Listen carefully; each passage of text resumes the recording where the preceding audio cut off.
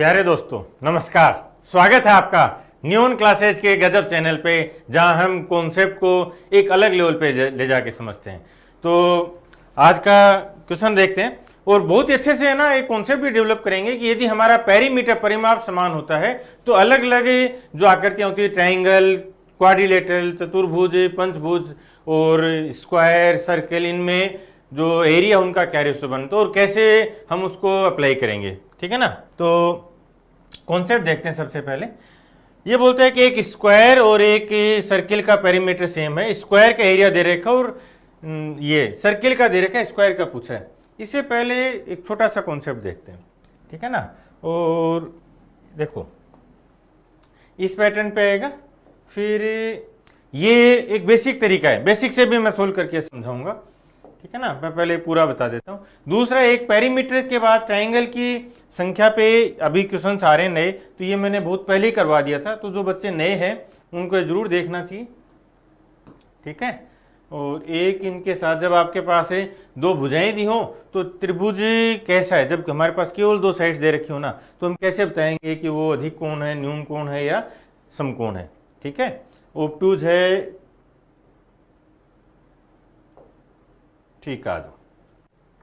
अब इसको सबसे पहले तो एक छोटा सा कॉन्सेप्ट मैं ये बता रहा हूं कि देखो यदि हमारे पास पेरीमीटर सेम है, समझना बहुत अच्छे क्वेश्चन बनते हैं यहां से। और अब पहले तो क्या था कि इस लेवल पे क्वेश्चन एसएससी में नहीं पूछता था, लेकिन अब वो क्वेश्चन पूछने लग गए, तो हमारी क्लियरिटी होनी चाहिए। यदि आपका पेरीमीटर सेम है तो जैसे जैसे भुजाओं की संख्या बढ़ेगी, जैसे जैसे भुजाओं की संख्या बढ़ेगी हमारा एरिया बढ़ता जाएगा। तो ये बताना है कि इनमें से एक कैसा भी, ये त्रिभुज है, ये चतुर्भुज है, ये पंचभुज है।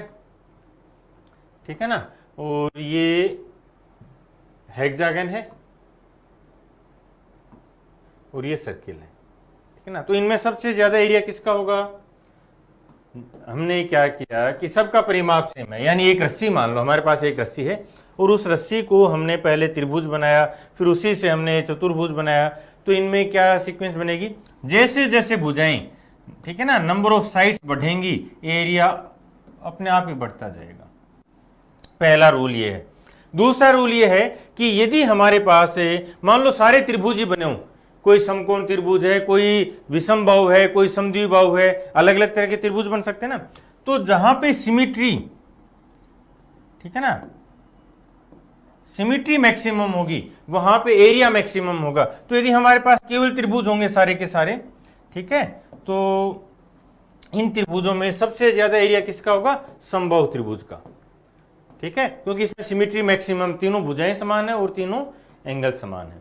क्लियर है। फिर दूसरा बनता है, अब ये त्रिभुज के बाद यदि हमने कैसा भी चतुर्भुज बना दिया है, कैसा भी चतुर्भुज हो गया, तो उसका एरिया ज्यादा हो जाएगा इससे भी।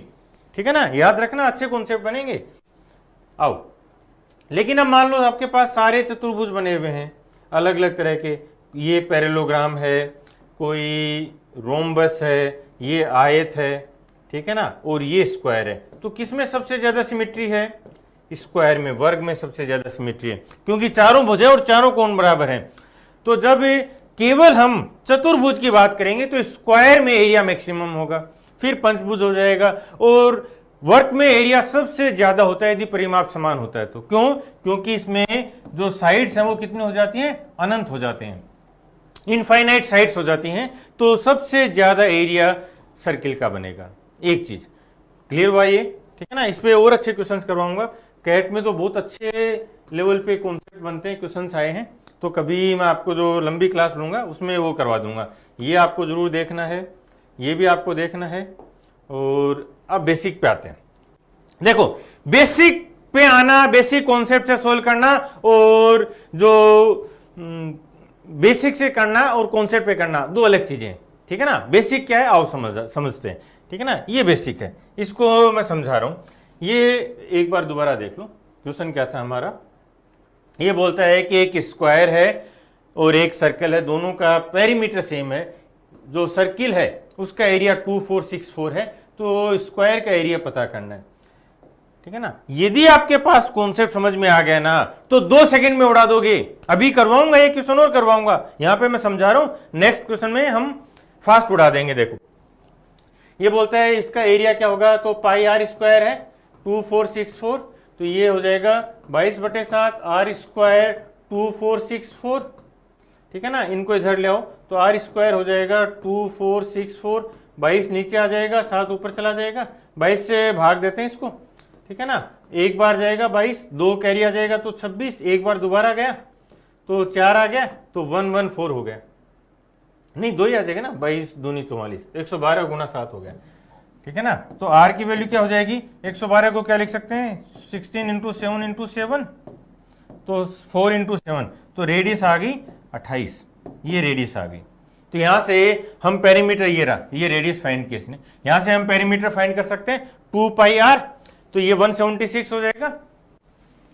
2 पाई आर हम ये फाइंड कर सकते हैं, 2 गुणा 22/7 गुणा 28, ये 4 हो गया, और 22 गुणा 8 176, ये क्या है, ये परिमाप है जो कि सर्किल का परिमाप है। तो स्क्वायर का परिमाप क्या होगा, स्क्वायर का परिमाप हो जाएगा ए स्क्वायर, नहीं 4a हो जाएगा। तो यहां से a की वैल्यू कितनी आ जाएगी 44, तो a स्क्वायर कितना हो जाएगा 44 का स्क्वायर 1936, ये एक तरीका था। क्लियर है, बहुत आसान है, बेसिक है ये बिल्कुल बेसिक है। बेसिक का मतलब ये होता है कि हमारे पास जो गिवन था हमने उस वैल्यू को लिया और फिर वहां से रेडियस फाइंड किया, फिर पेरीमीटर फाइंड किया, फिर वहां से हमने भुजा फाइंड की और फाइनली भुजा का स्क्वायर बना के एरिया फाइंड किया। क्लियर है, ये भी आपको आना चाहिए, अच्छी बात है। लेकिन क्या हमारे पास एग्जाम में इतना टाइम होता है, नहीं। और इस बार तो सीजीएल हो चाहे सीएचएसएल हो, 100 के 100 क्वेश्चन ही नहीं हो रहे हैं यार बच्चों से, समझ रहे हो। तो हमें कॉन्सेप्ट पे जाने की जरूरत है, कॉन्सेप्ट ही ताकत है, याद रखना। क्लियर है, अब मैं इसको कॉन्सेप्ट के रूप में डेवलप कर रहा हूं। आओ देखो, हमें पता है, अब ये बताओ, ये तो नहीं पूछा ना कि रेडियस कितनी है, ये तो नहीं पूछा ना भुजा कितनी है, इसने तो सिंपली पूछा कि भाई एरिया बता दो स्क्वायर का। क्या हम स्क्वायर का एरिया डायरेक्ट बता सकते हैं, यस बता सकते हैं। आओ देखना, बहुत अच्छे से समझना भाई। आओ, हमें पता है कि एरिया ऑफ स्क्वायर और एरिया ऑफ सर्कल क्या होते हैं। Area of circle, area of square क्या होता है ए स्क्वायर, और सर्किल का एरिया पाई आर स्क्वायर। हमारे पास गिवन क्या है, हमारे पास गिवन है 4a इक्वल है 2 पाई आर के। हमारे पास गिवन है 4a इक्वल है 2 पाई आर के, तो यहां से a क्या हो जाएगा 2 पाई आर अपॉन 4 से कैंसिल कर दो, 2 आ जाएगा, तो ये हो जाएगा पाई आर अपॉन 2, ये a हो जाएगा। a का स्क्वायर बताओ, a का स्क्वायर हो जाएगा pi square r square upon 4। तो क्या हम यहां पे a स्क्वायर की जगह ये पुट कर दें। आओ देखो, ये a स्क्वायर की जगह मैं ये पुट कर रहा हूं, तो pi square r square upon 4 into pi r square, ठीक है ना। ये आर सेम ही है कि ये हट जाएगा, ये स्क्वायर इससे पाई को कैंसिल कर देगा, तो हमारे पास बचेगा पाई बाई 4। ये रिलेशन आपको याद होना चाहिए। क्लियर है, तो हमारे पास क्या रिलेशन बना, area of square upon area of square upon क्या रहेगा एरिया ऑफ सर्कल, ठीक है, और ये आ गया पाई बाई 4। पाई की वैल्यू पुट कर दें 22/7 इंटू 4, ये कैंसिल हो जाएगा, ये 11 और ये 2, तो ये हो जाएगा 11/14। ये याद रखना है, दोनों रिलेशंस आपको याद रखने, पाई बाई 4 का भी और 11/14 का भी। इसे हम समझे क्या, हम ये समझे कि यदि पेरीमीटर सेम है तो स्क्वायर का एरिया 11 होगा और सर्किल का एरिया 14 होगा। क्लियर है, अब ये ना आपके नोट्स में जाना चाहिए, आपके शॉर्ट नोट्स में रहना चाहिए, क्योंकि यहां से क्वेश्चन पूछता है। क्लियर है, और अब इसमें देख लो, आ जाओ, डायरेक्ट रिलेशन लगा रहा हूं मैं, देखना। स्क्वायर का एरिया 11 है तो सर्किल 14 है, इसने कौन सा दे रखा, सर्किल दे रखा 2464, तो ये क्या होगा, यहां से देखो इसको क्या लिख सकते हैं 14 के रेस्पेक्ट में 1400, आर्यन रेशो लगा रहा हूं, प्लस 1064, ठीक है ना। 1064 में 14 से डिवाइड कर दो, 7 तो 98 और ये 84 6, तो 76 टाइम्स और है, क्लियर है? तो यहां पे 1400 बनाया तो 11 से 1100 बन जाएगा, प्लस 76 को 11 से मल्टीप्लाई कर दो, कितना हो जाएगा? ये 6836, ठीक है ना, 836, 1100 प्लस 836, 1936। हटा, ये समझ में आ गया? इसको अच्छे से समझना। अब एक क्वेश्चन और देखते हैं जहां पे ये बेसिक था, ठीक है ना। हमने ना तो रेडियस फाइंड की, देखो इसने क्या किया, इसने एरिया से ये रेडियस फाइंड कर रहा है, हमने रेडियस फाइंड नहीं की, हमें कोई मतलब नहीं है। हमेशा ध्यान रखना है कि जो पूछेगा उसी पे आना है एक स्टेप में। ये पेरीमीटर हमें नहीं पता क्या था, 176 हमें नहीं रिक्वायर्ड है। भुजा, हमें भुजा का भी तो नहीं पता, हमने नहीं फाइंड किया ए का, क्यों? हमें तो डायरेक्ट एरिया पूछा था भाई, एरिया पे आ गए। क्लियर हुआ? तो अब यहां पे इसे आगे चलते हैं, देखो, ठीक है। और इस रिलेशन को अच्छे से समझ लेना। ये लो, ये आ गया। एक और है, फटाफट देखते हैं। किसी वर्ग का और वर्ग का पेरीमीटर सेम है, वर्ग का एरिया, जो एरिया 1386 है, तो स्क्वायर कितना होगा, ठीक है ना। क्या रिलेशन था? 14 और 11, ये कितना है? 1386। इसको क्या लिख सकते हैं? 1400 माइनस 14, तो ये 1100 माइनस 11, ठीक है ना, 1010। हटा, साउंड की घटा। और इससे फास्ट नहीं किया जा सकता, बता देता हूं, इससे फास्ट नहीं किया जा सकता। यदि आपके पास कॉन्सेप्ट है ना, तो ये स्पीड आती है। अब जो बच्चा कैलकुलेशन का रोना रो रहा है कि सर टाइम नहीं मिला, ये नहीं मिला, तो वो प्रॉब्लम यहां पे है यार, प्रॉब्लम यहां पे है, समझ रहे हो ना। कॉन्सेप्ट नहीं है।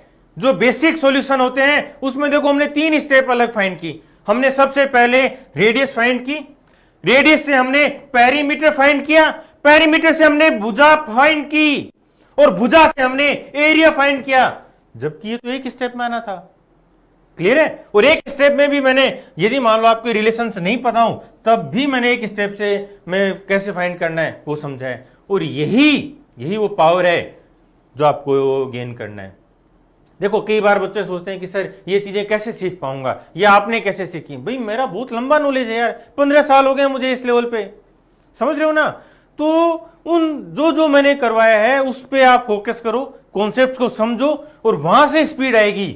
यदि आप ये सोचते हो ना कि मैं बहुत जल्दी गुणा कर दूंगा, भाग दे दूंगा, ये वीडियो जरूर देखने आपको, ठीक है ना। यहां से क्वेश्चन आ रहे हैं लगातार, और बहुत ही गजब लेवल पे करवाया है।